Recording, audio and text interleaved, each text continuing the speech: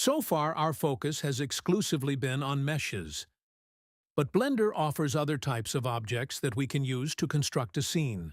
In this and the next batch of videos, we are going to be looking at one of the most powerful but often overlooked features in Blender, curves. In the simplest terms, while meshes are made of vertices, edges, and faces, curves are shapes that are defined mathematically. If you've had any experience with vector graphics in packages such as Adobe Illustrator, you'll already be familiar with curves. The further we zoom in on a scene, the more apparent the blocky structure of a mesh becomes, while the curve remains perfectly smooth. Blender itself uses curves to define elements such as hair and text.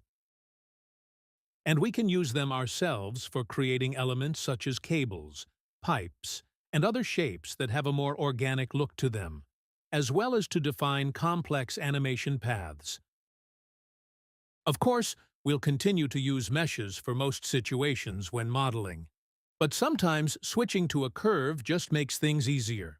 For example, let's see how we might create a cable using a mesh, and compare that to the same task using a curve.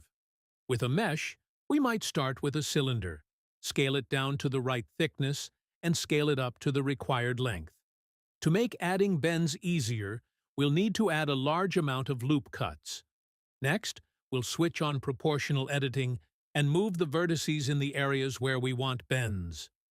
At first glance, the result may look okay, but as we orbit round the shape, we can see the distortion we have created. If we try the same thing with a curve, we get perfect results.